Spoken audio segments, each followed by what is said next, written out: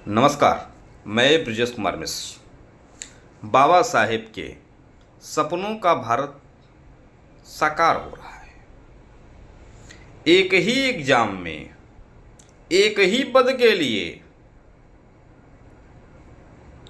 कोई 6 नंबर पर योग्य होता है और कोई 50 नंबर पाकर भी अयोग्य होता है। एक सोशल मीडिया में किसी राज्य का शिक्षक भर्ती का रिजल्ट आया है, परिणाम आया है। उस परिणाम में देखा गया कि जो एसटी समाज का बच्चा होगा वो 6 नंबर पर अध्यापक बनने की योग्यता रखेगा, तो वहीं सामान्य वर्ग का जो बच्चा होगा वो 51 नंबर पाने पर अध्यापक बनने की योग्यता रखेगा, अर्थात वो 50 नंबर पर अयोग्य हो जाएगा और ये 6 नंबर पर योग्य होगा। ये है हमारे बाबा साहेब के सपनों का भारत। ये बाबा साहेब के सपनों के कारण ही सब कुछ साकार हो रहा है।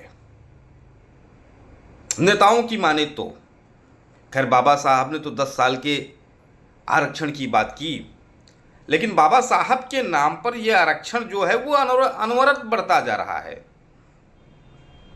जो आरक्षण केवल एससी एसटी के लिए था अब वो हर वर्ग को मिल रहा है। कितना दुखद है। बाबा साहेब के संविधान में ये नेता कहते हैं, ये पाखंडी धूर्त मक्कार नेता कहते हैं सबको समानता का अधिकार है। तो कोई नेता मुझे बताए 6 नंबर बराबर 51 नंबर कैसे हो सकता है, या फिर 6 नंबर इज ग्रेटर देन 50 कैसे हो सकता है। कोई नेता मुझे बताए, मैं जानने के लिए जिज्ञासु हूं। अच्छा, हमारे देश के जो कॉन्स्टिट्यूशन है, संविधान है, उसकी प्रस्तावना को पढ़िए या फिर आर्टिकल 14 पढ़िए। वो समानता की बात करता है।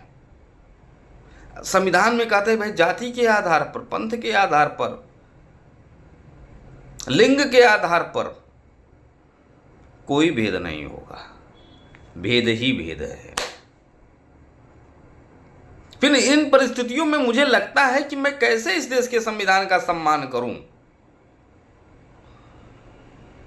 ब्राह्मण, ठाकुर, बनिया या फिर वो 6 नंबर वाला तो ओबीसी के बच्चों को भी हक मार रहा है। वो 6 नंबर वाला 6 नंबर से ऊपर जितने भी लोग नंबर पाए हैं उन सब के अधिकारों का हनन कर रहा है, मार रहा है।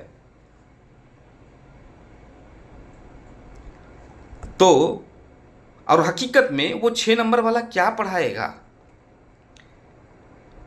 कितने नेता हैं देश में, कितने नेता हैं जो 6 नंबर वाले अध्यापक से अपने बच्चों को पढ़वाएंगे। खैर हमारे देश के नेता जो मक्कार नेता हैं, जो आरक्षण के समर्थक नेता हैं, जो चाहते हैं आरक्षण से अध्यापक बने, वो अपने बच्चों को सरकारी विद्यालय में नहीं पढ़ाते। ये सारे राजनीतिक दलों के लिए मैं बोल रहा हूं। तो वो जो देश की जनता है उसे समझना चाहिए। आज जो गवर्नमेंट स्कूलों की स्थिति है प्राइमरी लेवल पर, वो सिर्फ खिचड़ी के लिए जानी जाती है। वहां पर किसी समृद्ध परिवार का बच्चा पढ़ने नहीं जाता। यहां तक कि जो अध्यापक पढ़ा रहा है वही अध्यापक अपने बच्चों को उस गवर्नमेंट स्कूल में नहीं पढ़ाना पसंद करेगा। उस ग्राम सभा के जो ग्राम प्रधान होंगे या फिर और अच्छे लोग होंगे वो नहीं पढ़ाना पसंद करेंगे, क्योंकि उसका जो स्टेटस सिंबल है वो केवल खिचड़ी है। धन्यवाद।